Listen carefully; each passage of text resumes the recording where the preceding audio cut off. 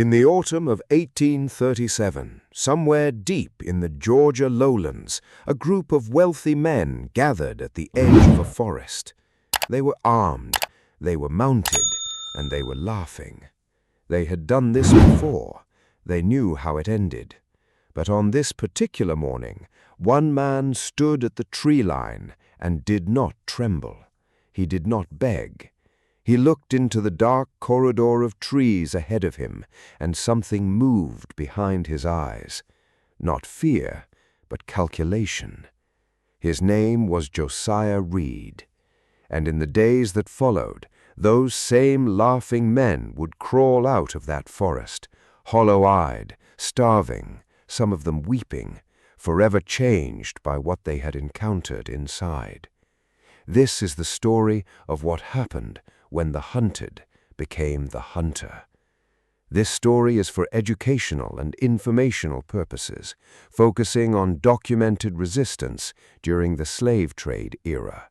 We aim to honor the forgotten stories of those who fought against oppression. Welcome to the Buried Ledger, where we uncover forgotten stories from history. Drop a comment with your city and time, and don't forget to like and subscribe. Now, let's dive in. To understand what Josiah Reed did in those Georgia woods, you have to understand the world that built him. Savannah, Georgia, in the 1830s was one of the most prosperous cities in the American South. Its cobblestone squares were lined with cotton merchants and law offices. Its wharves groaned under the weight of bales destined for British textile mills. It was a city of fountains and gas-lit parlors and formal dinner parties where men in white cravats talked about God and civilization. It was also a city built entirely on the broken backs of enslaved human beings. The plantation economy that surrounded Savannah in the 1830s was not some primitive holdover from an earlier time.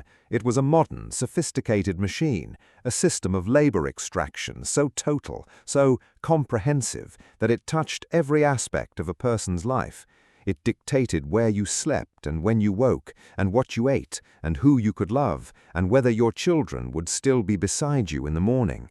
It was designed not merely to extract labor, but to crush the interior life of the people it consumed. Most accounts of enslaved people from this era focus on the plantations themselves, the fields, the quarters, the auction blocks. But there was another institution that operated quietly alongside the formal economy of slavery, one that is rarely discussed in mainstream history. It was called hunting. Not the hunting of animals, not the hunting of runaways, though that existed too. This was something else entirely. Among a certain class of wealthy planters and their guests, men who had grown bored with deer and fox and the ordinary sporting life of the antebellum South, there existed a practice so grotesque, so revealing of how deeply dehumanized the institution of slavery had made its architects, that even many contemporary Southerners refused to speak of it in polite company. They hunted people. Specifically, they hunted enslaved men.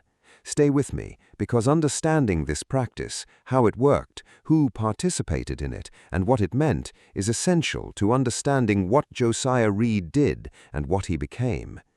The question historians have wrestled with for over a century is this: why did those men never speak publicly about what happened in those woods?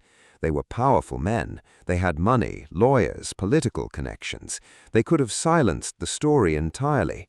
They didn't. And the reason why tells you everything, but we'll come back to that. It is difficult to reconstruct the exact origins of what was called the sport among the planter class of coastal Georgia and South Carolina. The accounts that survived, collected largely in the 1880s when formerly enslaved people began speaking to journalists and local historians, describe a practice that had been in operation for at least 2 decades before Josiah Reed's story unfolded. The general shape of it was this: a plantation owner, typically one who hosted guests for extended hunting and socializing weekends, would select one or sometimes two enslaved men from a plantation's workforce. The selection was not random. The men chosen were typically those who had shown some spirit, some flicker of resistance, some quality of independence that made the enslaver uncomfortable and resentful. This was a way of breaking them, or trying to. The selected man would be given what they called a brace, a head start, usually 30 minutes, sometimes as little as 15. He would be pointed toward the tree line and told in plain language what was coming. Then the sport would begin. Behind him, after the grace period expired, would come the hunters, mounted on horseback, armed with rifles and handguns, accompanied by tracking dogs, the same dogs used to retrieve waterfowl and track deer, now turned to a different purpose entirely. Sometimes there were 4 hunters, sometimes as many as 8 or 10 if a large party of guests had assembled. The rules, such as they were, varied by occasion. Some accounts suggest that an enslaved man who evaded the hunters for a full day would earn some form of reward, extra rations, a suspension of the more brutal punishments. Other accounts suggest there were no rules at all, that the only outcome the hunters genuinely wanted was a catch. Most of the time, the hunters got what they wanted. The men selected for this sport were field workers, strong, certainly, but they were men who had been systematically denied food, rest, and freedom of movement for years. They were running through unfamiliar terrain in worn clothing, with no weapons, pursued by men on horseback with guns and dogs. The mathematics of it were brutal and simple. Most never made it through the first night. Those who were caught were returned to the plantation and punished. The punishment was severe enough to serve as a lesson to the broader enslaved community, visible, public, designed to communicate that resistance of any kind was futile, that the power of the planter class was absolute and inescapable. This is what the practice was for at its core, not entertainment, not sport, control. It was a technology of domination dressed in the vocabulary of leisure. And it had worked reliably for years, until the autumn of 1837, when they made the mistake of choosing Josiah Reed. Josiah Reed was 28 years old in 1837. He had been enslaved on the Whitmore plantation, one of several large cotton operations on the outskirts of Savannah, belonging to a man named Edmund Whitmore, a second-generation planter whose family had made their fortune in the Sea Island cotton trade. The accounts of Josiah that survive are fragmentary. They come to us through interviews conducted in 1884 and 1885 by Savannah journalist named Marcus Colby, who had begun collecting testimony from elderly, formerly enslaved people in the region as part of a larger project on the history of slavery in coastal Georgia. Colby's notes were preserved in a private archive and later referenced by several local historians. They are incomplete, sometimes contradictory, and filtered through layers of memory, translation, and the natural caution of people who had lived through extraordinary danger and had learned not to speak carelessly. But certain things about Josiah Reed emerge with consistency across multiple accounts. He was tall, described by multiple former residents of the Whitmore plantation as unusually tall for the time, with a lean, wiry build that suggested endurance rather than explosive strength. He was quiet, not the performed quietness of a man suppressing himself in the presence of overseers, but a genuine interior quietness, the quality of a person whose mind was always working. He had spent years by the time of the hunt working in the timber and forestry operations that bordered the Whitmore cotton fields. Edmund Whitmore, like many planters of his class, had diversified his operations to include controlled harvesting of the longleaf pine forests that stretched south and west of the plantation.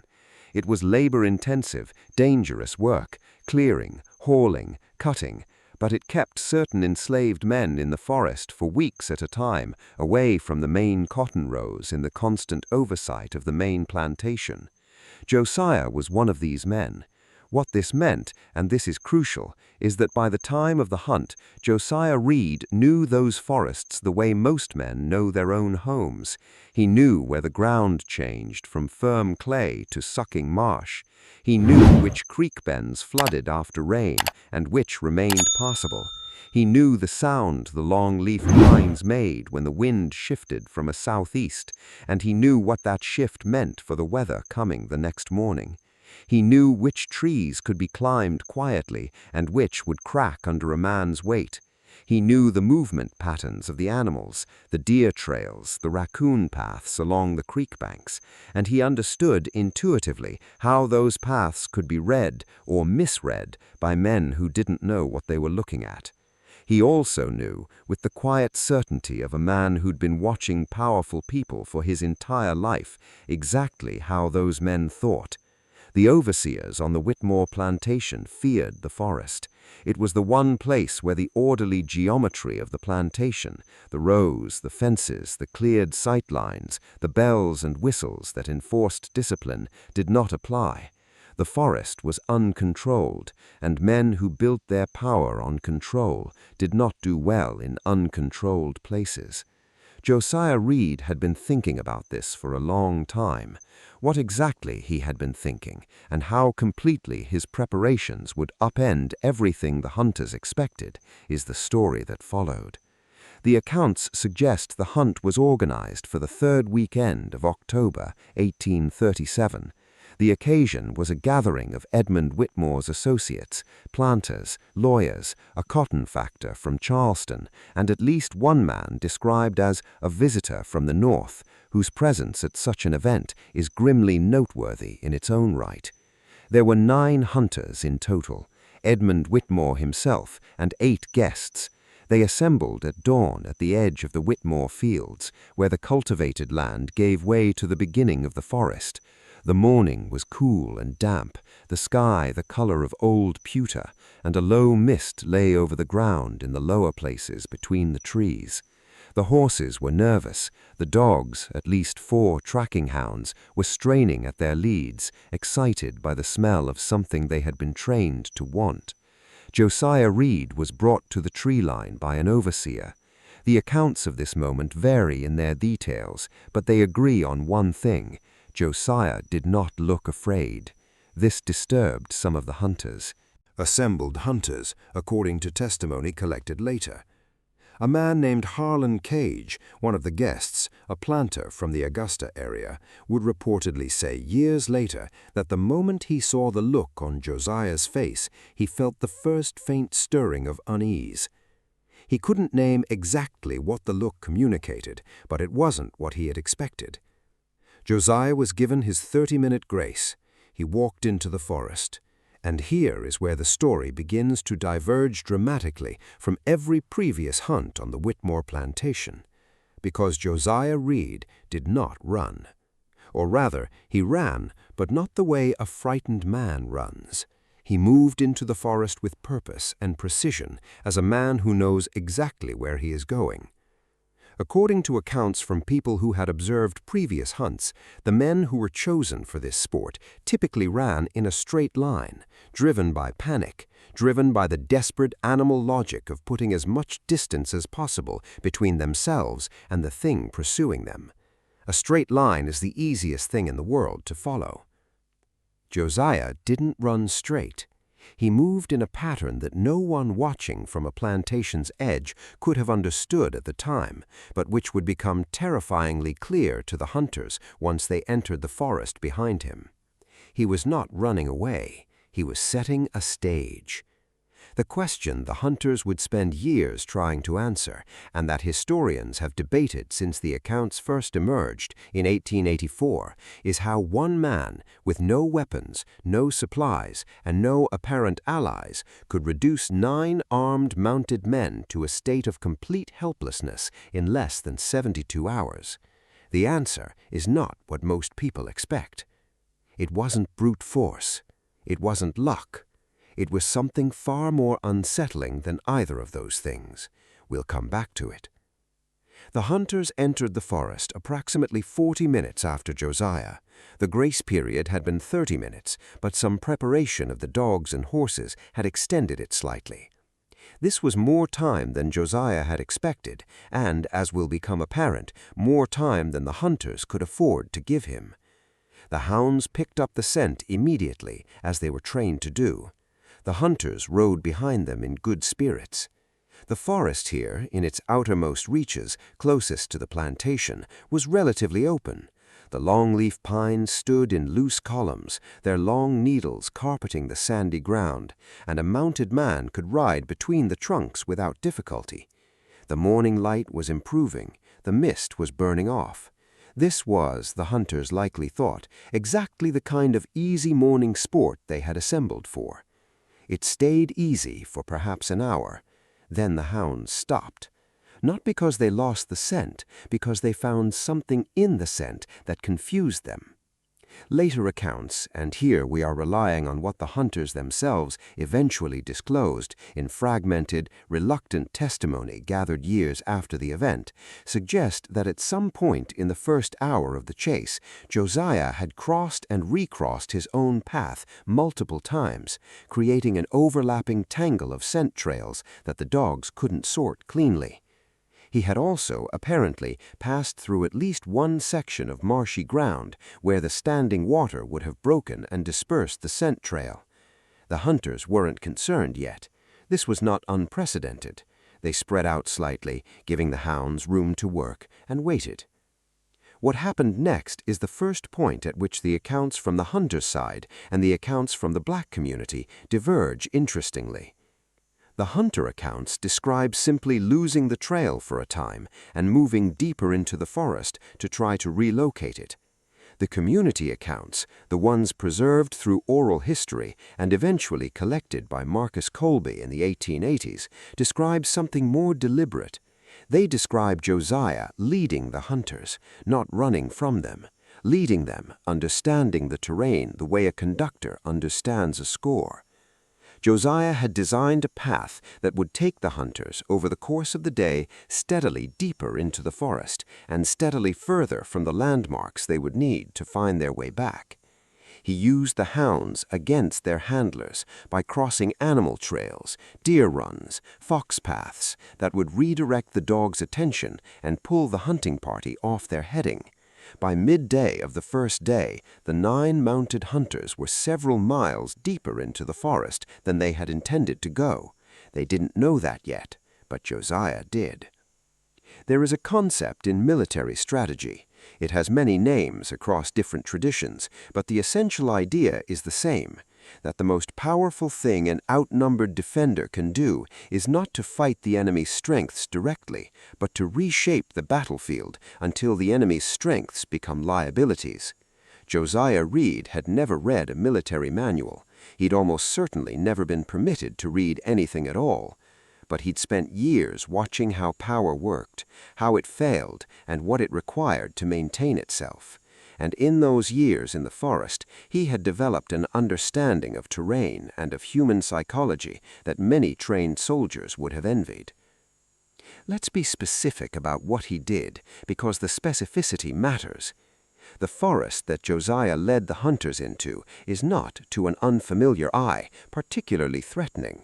Georgia's coastal lowland forests in the 1830s were vast, extending for miles in every direction, but they were navigable by day.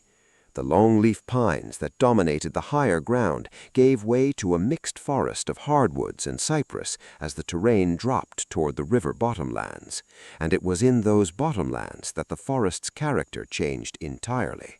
The river bottomlands were a different world. Cypress trees standing in black water, ground that looked firm and was not, channels and sloughs that appeared and disappeared depending on the season and the rainfall, a canopy so dense in places that even at noon the light was dim and directional, and a man who wasn't paying careful attention could lose his sense of east and west in the time it took to dismount and remount his horse. This was where Josiah was taking them, but he wasn't taking them directly. That would have been too obvious. The dogs would have tracked him straight in, and mounted hunters in open terrain are extremely difficult to evade. Instead, he was doing something more subtle and more devastating. He was separating them. The hunting party had ridden into the forest together in a loose pack of 9, but the landscape Josiah was navigating them through was not equally passable on horseback. There were places where the pines thinned into brush tangles the horses didn't like to push through, not impenetrable, but uncomfortable, the kind of obstacle that caused riders to move around rather than through, diverging slightly from one another. There were small ravines and creek crossings that required careful negotiation, slowing some riders more than others. Josiah was threading a needle, moving at a pace and on a path that kept the dogs interested, always leaving just enough scent to maintain the chase while steadily introducing the physical frictions that would pull the hunting party apart. By mid-afternoon of the first day, the 9 mounted hunters had fragmented into smaller groups without fully realizing it. What had begun as a loose pack of 9 was now approximately 3 groups of 2 or 3, separated by the undulating landscape by distances of hundreds of yards to perhaps half a mile, close enough that they could still occasionally hear each other's calls, but too far apart to regroup quickly if something happened. This was exactly what Josiah needed. Now here is the thing that has fascinated historians since the accounts first emerged. Josiah was not simply running and hiding. At some point, and the accounts are frustratingly vague on exactly when, stopped fleeing altogether. He turned around, and what he did next is where the story moves from remarkable to extraordinary. The oral accounts preserved through the formerly enslaved community of coastal Georgia describe what Josiah did in the forest in a vocabulary that is sometimes metaphorical, sometimes specific, and always vivid.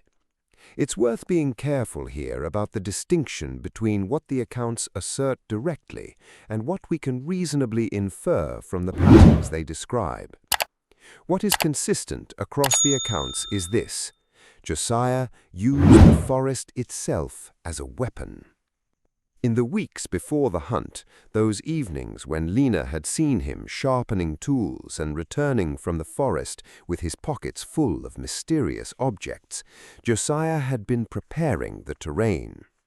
He had identified a section of the bottomland forest, perhaps 2 miles from the nearest landmark the plantation hunters might recognize, and he had spent his limited free hours making it dangerous in specific, targeted ways.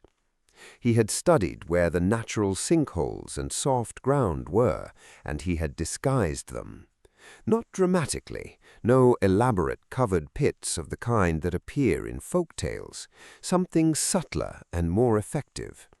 He had pressed leaf debris and pine straw over the surface of soft ground at night, creating surfaces that looked identical to the firm ground around them. In daylight, at a walking or running pace, a man or horse might not notice the difference until the ground gave way.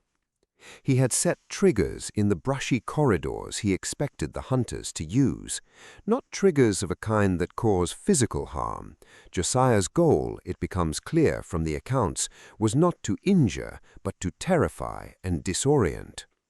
He had strung vine and branch assemblies at shoulder height and above, designed so that a rider pushing through brush would feel sudden, unexpected resistance, a grab from an unseen source in the dark of the understory. He had marked trails. This is perhaps the most remarkable detail in all the accounts, and also the most revealing of Josiah's intelligence and preparation. He had, in the weeks before the hunt, spent time learning how the hunting party navigated the outer edges of the forest, where they rode on their ordinary excursions, how they oriented themselves, what landmarks they relied on. And he had quietly altered some of those landmarks, not all of them, not dramatically, but enough. A distinctive fallen log rotated to face a different direction. A trail marking blaze on a tree altered to redirect the path, to introduce subtle confusion into the navigation of men who were already operating at the edge of their comfort zone. These were preparations made by a man who understood something essential, that the hunter's greatest weakness was not physical, it was psychological. These were men whose entire existence was built on the assumption of control, men who had never, in their adult lives, experienced terrain that did not yield to their authority.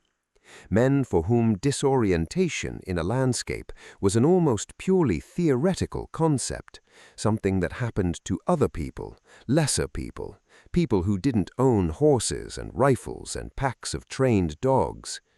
Put such men into situation where their tools fail them and their authority means nothing, and the psychological unraveling begins much faster than anyone expects. Josiah Reed was betting his life on that fact. Darkness in a Georgia bottomland forest in October of 1837 was not the partial darkness of a city neighborhood or even a cleared rural landscape. There were no gas lamps, no distant glow on the horizon, no moon that night. The accounts suggest it was overcast, and the canopy of the cypress and hardwood forest swallowed the stars. It was absolute. The hunting party had expected to be back at the plantation by nightfall. They had brought no supplies for an overnight stay, no food, no blankets, no lanterns. This was not a wilderness expedition. It was supposed to be a morning sport, 30 minutes to an hour of riding through the pines, the dogs doing the work, and then a return to the plantation house for a late midday meal and whiskey on the veranda. By dusk, the three fragmented groups of hunters were trying to find each other and finding it harder than expected. They were shouting names across the darkening forest. The dogs were still working, still appearing to work, but the handlers were not confident. The hounds were circling in patterns that didn't resolve into a clear directional track. What was happening with the dogs requires a brief explanation because it is one of the more remarkable elements of what Josiah had arranged. In the weeks before the hunt, and again during the night, Josiah had been moving through the forest in patterns designed specifically to confuse scent tracking. He had acquired or prepared substances that he had learned would interfere with the dog's ability to follow a specific trail.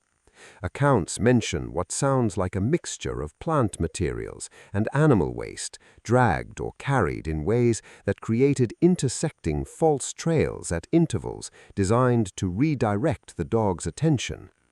This was not folk magic or folk superstition, as some later commentators suggested when first encountering these accounts.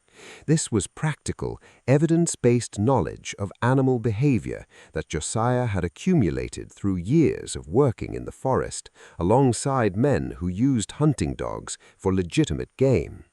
He had watched and learned how the dogs worked, what confused them, what redirected them, and he had applied that knowledge with precision.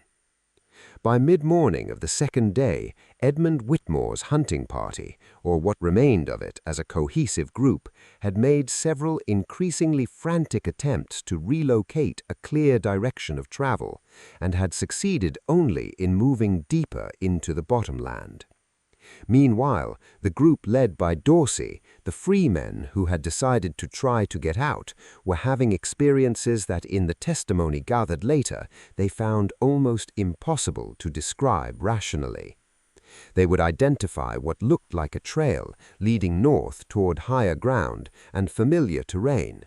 They would follow it for 30 minutes or half an hour, and then the trail ended, not at a deadfall or a creek. It simply stopped, as if it had never continued. And when they turned to retrace their steps, what they found behind them no longer looked like the path they had taken. Josiah was not doing this alone, the accounts suggest. The question of how many people helped him, whether it was 2 or 3, or whether he had somehow made contact with free black men or marooned communities in the deeper forest, is one of the genuine historical mysteries of the story. What the accounts agree on is that by the second day, the hunters had the distinct and unshakable sense that the forest was being actively managed against them, not by one man, by something larger than one man. Whether this was objectively true, or whether it was the product of exhausted, frightened, dehydrated men projecting agency onto what was partly their own disorientation, that question cannot be answered with certainty. What can be said is that the psychological effect was total. The Dorsey group stopped talking by mid-afternoon of the second day, not because there was nothing to say, there was plenty to say, but because talking required energy they didn't have, and more importantly, because they had all independently arrived at the same conclusion. Something could hear them. They moved through the forest in silence, stepping carefully, watching the brush on all sides. Behind them, 30 feet back, 40 feet back, maintaining a distance precise enough to remain invisible in the understory, but close enough to be felt, Josiah Reed moved with them, watching, patient, choosing. By late afternoon of the second day, something happened that broke the hunter situation from difficult to desperate. The horses started disappearing. The accounts here are among the most specific and consistent in the entire record, which suggests this element is genuinely historical rather than embellished. Multiple hunter testimonies, gathered separately at different times, describe horses being tied at improvised camps while the hunters moved on foot to investigate something, and returning to find the horses gone. Not dead, not injured, gone with no trace of what had happened to their tethers. Josiah or his unnamed confederates were cutting the horses loose. This was an extraordinary boldness and precision.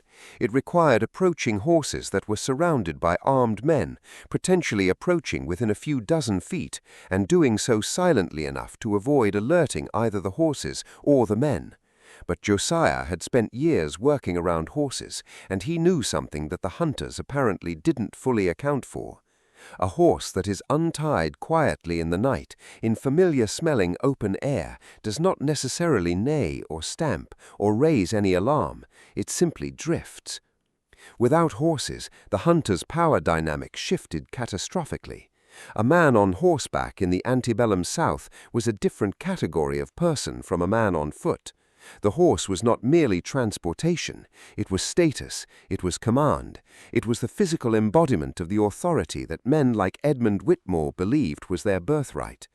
On foot, in an unfamiliar forest without clear orientation, without adequate food or water, without working dogs, these men were simply men, frightened, exhausted, diminished men in a landscape they did not understand and could not control. And Josiah Reed understood the landscape completely. He had been awake for more than 30 hours by now. He was hungry. He had carried some food with him, but not much. He was almost certainly tired in his body, if not in his mind. But there is a quality of clarity that comes to a person in extreme circumstances when they are operating precisely within the limits of their preparation, when every step they take is a step they have already, in some sense, practiced. And the accounts of Josiah's behavior during the second day and night suggest exactly this quality. He was not improvising, he was executing. Open loop 5. What happened on the night of the second day, the night that would produce the stories the hunters carried out of forest and never stopped being afraid to tell, involves a moment that every account from both sides of the story describes with the same specific detail. It involves a fire, and what happened around that fire is where the story reaches its strange, cold, unforgettable conclusion. The main group, Edmund Whitmore and the 5 men who had stayed roughly together through the chaos of the second day, made camp as darkness fell for the second time.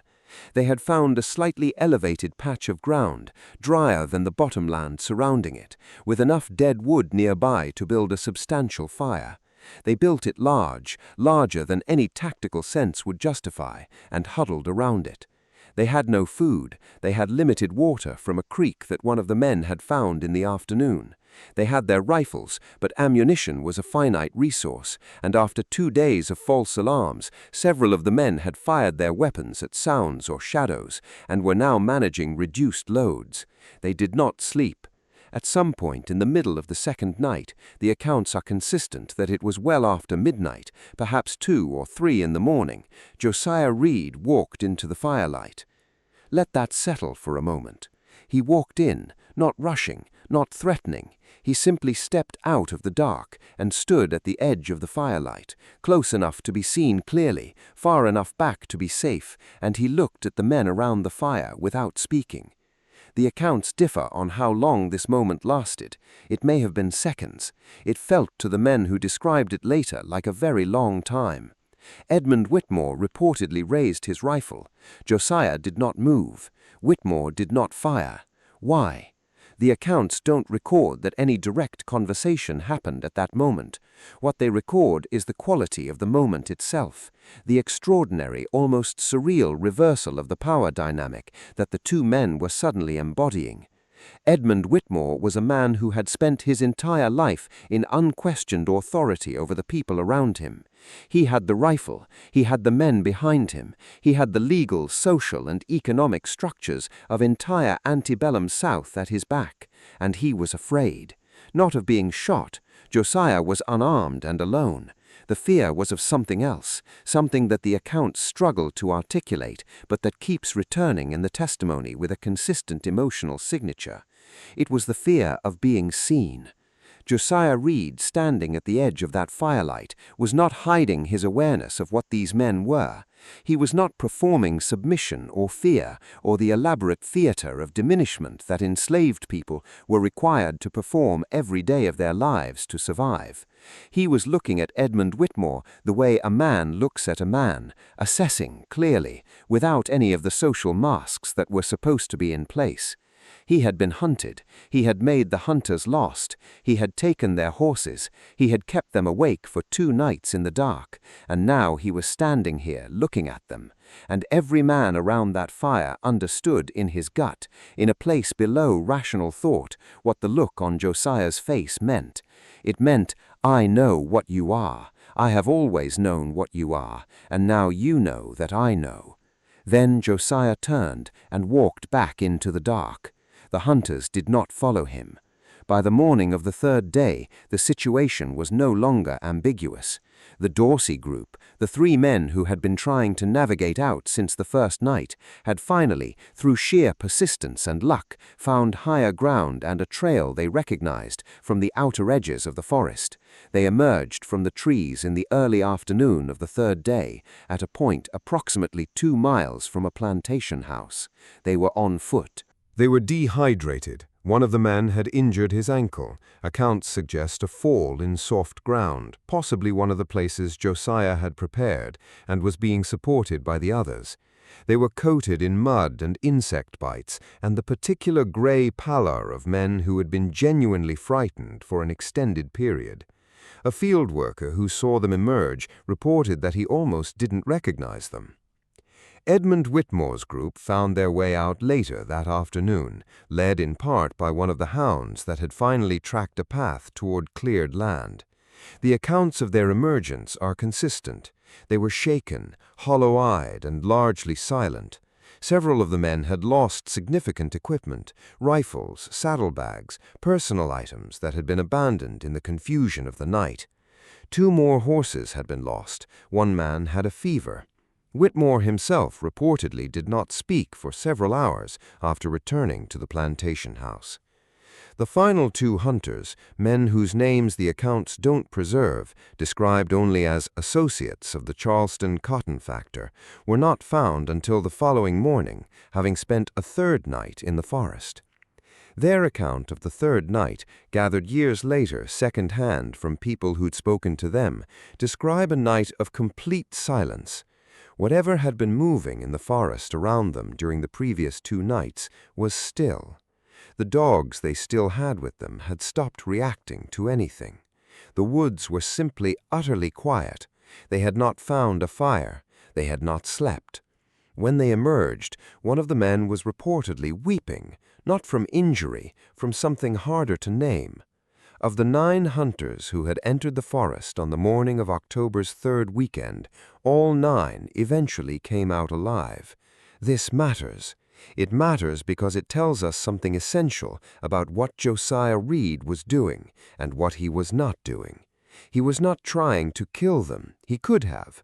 The accounts strongly suggest that there were moments, especially on the 2nd night, where the hunters were vulnerable in ways that an armed or sufficiently determined person could have exploited fatally. He didn't. What he was doing was something more precise, more calculated, and in many ways more devastating than killing. He was humiliating them. He was demonstrating with absolute clarity and in a language they could not argue with or ignore that their authority was contingent, that the power they believed was natural and absolute was in fact a social construction that required their victims' compliance to function. Strip away the landscape of control, the fences, the overseers, the auction blocks, the law, and they were just men, frightened men, men who could be lost and disoriented and reduced to huddling around fires in the dark, listening for sounds they couldn't explain. This was the lesson Josiah Reed delivered, and it landed. What happened to Josiah Reed after the hunt is one of the genuine mysteries of the story. The accounts diverge here in ways that are probably deliberate. There are good reasons why the people who preserved this story in oral tradition might have chosen to be vague about certain details, especially the fate of the central figure. Protecting the real ending, protecting real people, encoding truth in ambiguity. Some accounts say that Edmund Whitmore, upon returning to the plantation, issued no punishment, that he said nothing publicly about what had happened, gave no orders regarding Josiah, and in fact avoided all direct interaction with him from that point forward. This account, the account of a man so thoroughly unnerved that he cannot bring himself to reassert authority, even through punishment, is consistent with the psychological portrait that the hunt itself suggests. Other accounts suggest that Josiah was sold off the Whitmore plantation within weeks of the hunt, quietly, without the public auction that was usually part of such transactions, moved to another property far from Savannah. This would have been another form of erasure. Remove the symbol before it can become a rallying point. A third category of accounts, the ones that Black community tradition preserved most carefully, the ones that sound most like legend, and therefore most like the way important truths are kept alive, say that Josiah Reed was never accounted for after the hunt, that he walked into the forest again at night, alone, and simply did not come back. That somewhere in the bottomland forest south of Savannah, there is a story about a man who went into the trees and became part of them. This version of the story has the quality of myth, but myths are not lies. They are truths wearing different clothes. What is non-question is the impact of what happened. The sport of hunting enslaved men, whatever form it had taken on the Whitmore plantation and in similar contexts across coastal Georgia, appears from the accounts that survived to have been dramatically curtailed after the events of October 1837.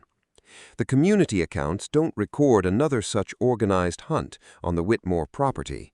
The practice didn't disappear overnight across the broader region, but the particular circle of men who had assembled that October morning never organized another one.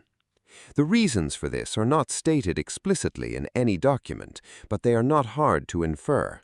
These men had built their power on the performance of invulnerability.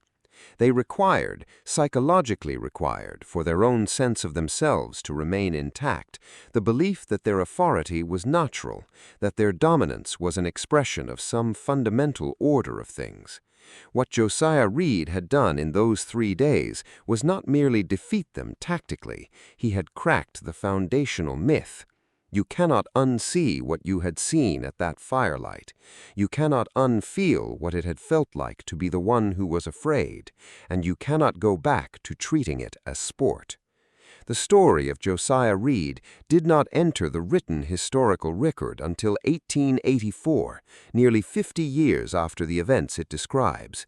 This, Surprising, For most of those 50 years, the people who could tell the story were still enslaved or newly freed, but operating in a post-Reconstruction South where the backlash against black political and social assertion was violent and organized.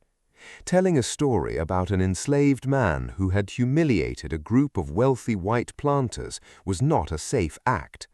Even after emancipation, even after the war, such a story carried risks that the people who possessed it understood viscerally.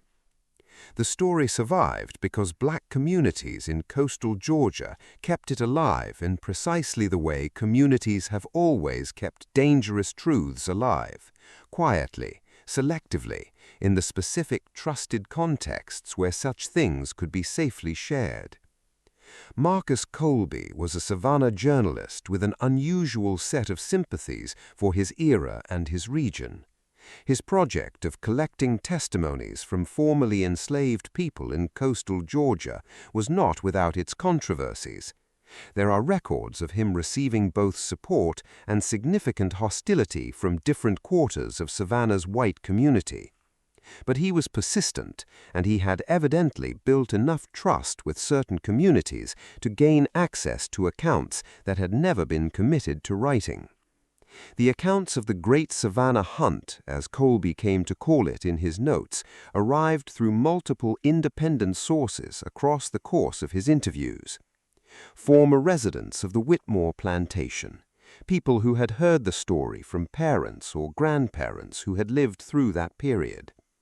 A very old man, the account suggests he was in his late 80s, which would place his birth in the 1790s, who claimed to have known Josiah Reed personally and who described him with a specificity and emotional intensity that struck Colby as deeply authentic.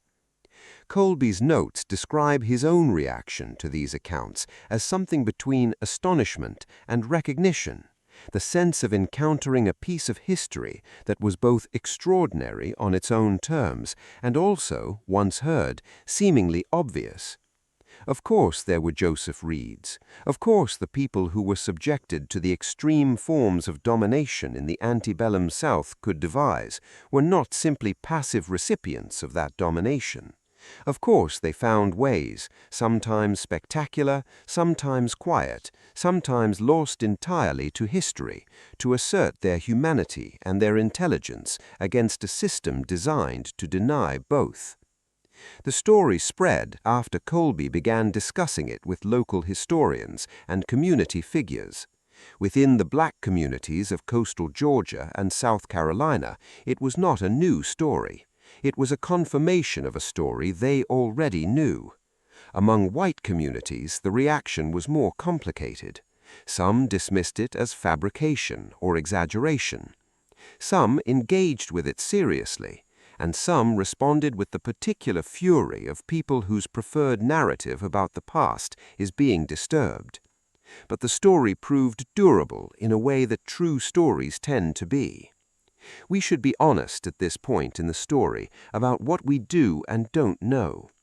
The historical record for the Great Savannah Hunt is thinner than historians would like.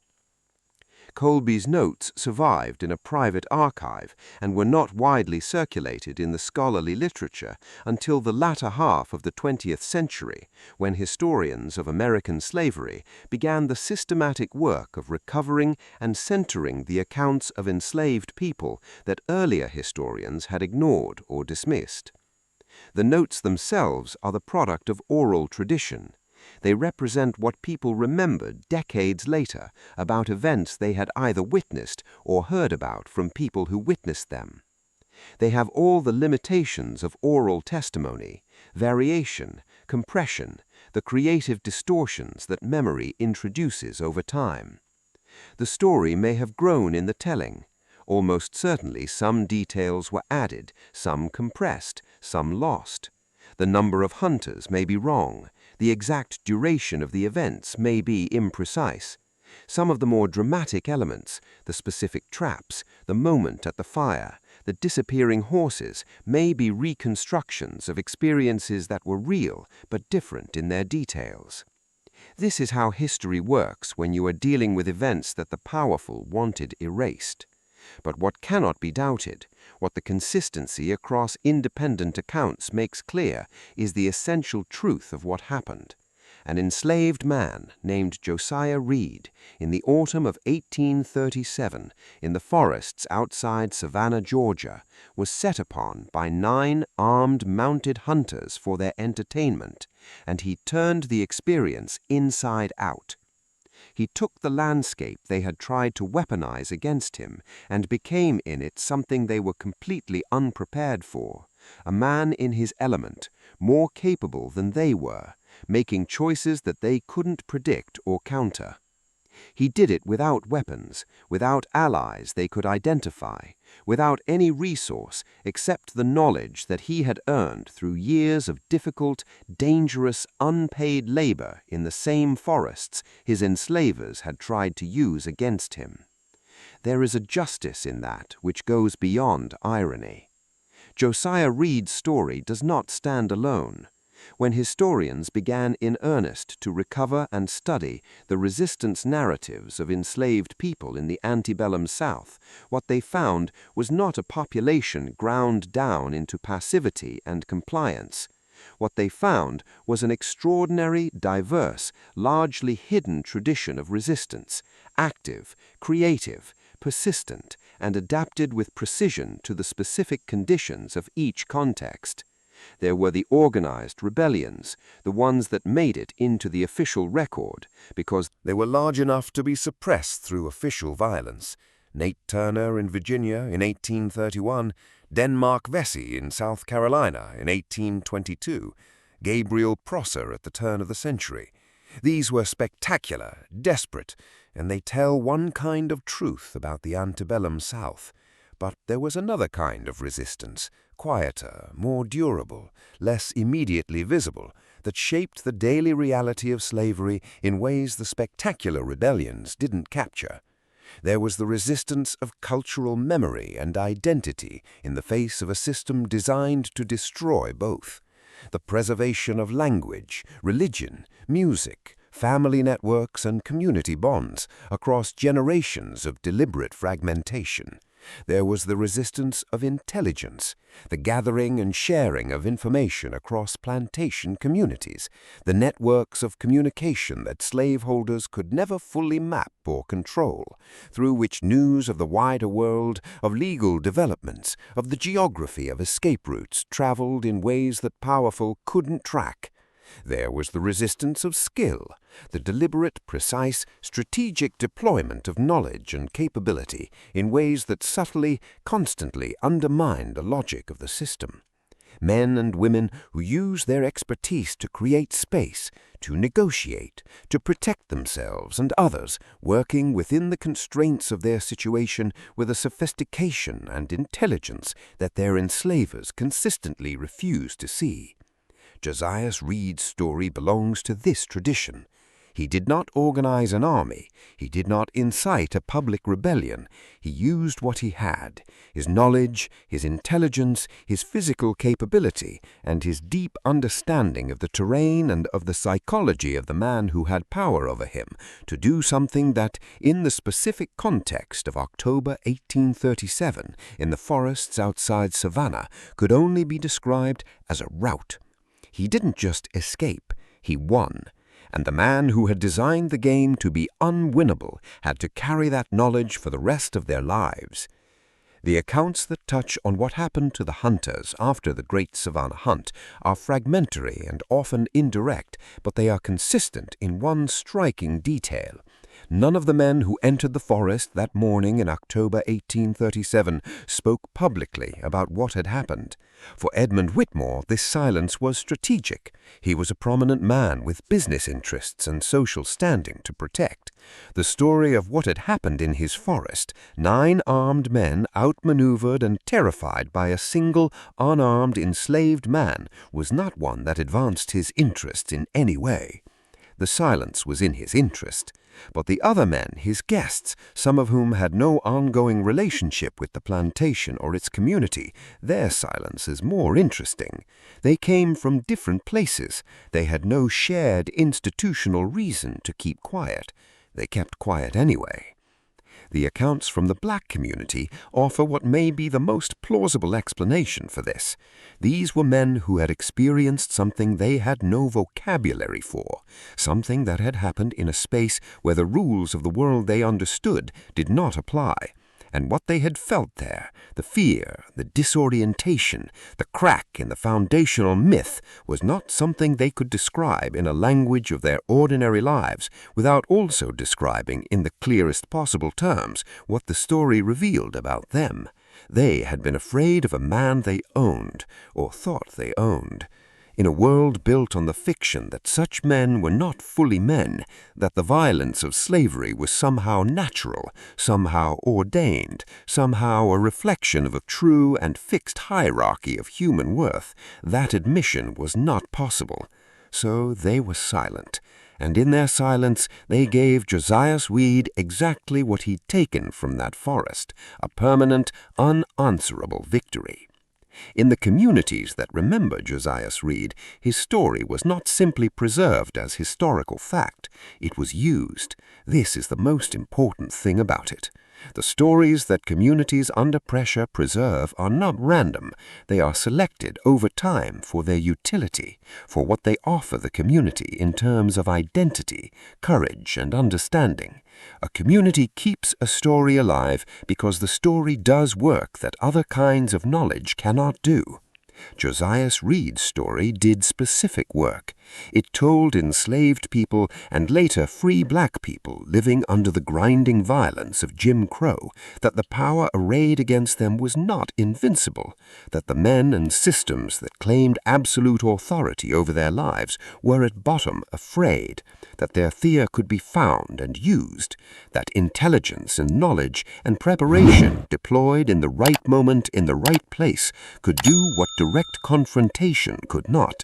It told them, more fundamentally, that they were not who their enslavers said they were, that the claim that they were less intelligent, less capable, less deserving of freedom and dignity was not just morally wrong, but demonstrably, historically, factually wrong. There had been a man named Josias Reed, and he had taken 9 armed men into a forest and come out alone, and the 9 men had crawled back to their plantation, carrying nothing but their shame. That was a fact, a historical fact, a fact that the most powerful men in Georgia tried to erase and failed to erase, because the community held it. Stories like that don't die, they wait. In 1837, in a patch of Georgia lowland forest, a system that had been designed to break human beings encountered a human being it could not break. His name was Josias Reed. He was 28 years old. He was someone's son, someone's neighbor, someone's friend, possibly someone's father. He was a man who had spent years in the forest learning things that nobody had tried to teach him because nobody had imagined that what he was learning could ever be turned against them. He turned it, and in doing so he gave something to the people who came after him that no amount of official violence or institutional silence could take away, the knowledge that the story of American slavery is not only a story of what was done to people, it is also a story of what people did, what they refused, what they endured, what they outwitted, what they survived. The system that tried to consume Josias Reed was one of the most total, most brutal, most carefully designed instruments of human domination in recorded history. It had armies and laws and economics and centuries of practice on its side, and in October of 1837 it sent 9 men into the forest with horses and rifles and dogs, and one man, unarmed, unfed, running on knowledge and courage and something colder than either, made them wish they had stayed home. He became a legend, not because legends are comfortable things, not because his story has a clean, satisfying ending, but because the truth at the center of it, that human dignity cannot be hunted down, cannot be caged, cannot be stripped away, no matter how elaborate the system designed to strip it, is a truth that every generation needs to hear again. So we're telling it. His name was Josiah Reed. Remember it. If Josiah Reed's story captured your attention, if it made you think about the courage, resourcefulness, and determination it took to turn a deadly hunt into a fight for survival, let me know in the comments. Tell me where you're watching from and share your thoughts. What stood out most to you? Was it the cruelty of the so-called game, Josiah's deep knowledge of the wilderness, the traps and false trails he created, or the moment the hunters realized they had become hunted? I'd love to hear your perspective. And if you're new to Echoes of Silent Souls, don't forget to subscribe and turn on notifications. Every story we share uncovers forgotten struggles, extraordinary acts of resistance, and voices that history tried to silence. By watching, sharing, and discussing these stories, you help keep their legacy alive. Share this video with someone who loves history, because stories like Josiah's were rarely preserved in official records. They survived through whispered accounts, oral tradition, and generations determined not to let them be forgotten. That is how stories like this continue to reach us today. We have many more unforgettable stories ahead, stories of resilience, sacrifice, survival, and courage in the face of overwhelming odds, stories that reveal a side of history that deserves to be remembered and understood. Until next time, stay curious, keep asking questions, and never underestimate what one determined person can do when pushed to the limit. This story is an educational and historical narrative based on a fictional composite account created to illuminate the documented realities of resistance, survival, and agency among enslaved people in the antebellum American South. While Josiah Reed is a fictional individual, his experiences reflect the courage, ingenuity, and determination shown by many real people who resisted enslavement despite extraordinary risks. Their stories deserve to be remembered with dignity, depth, and historical context.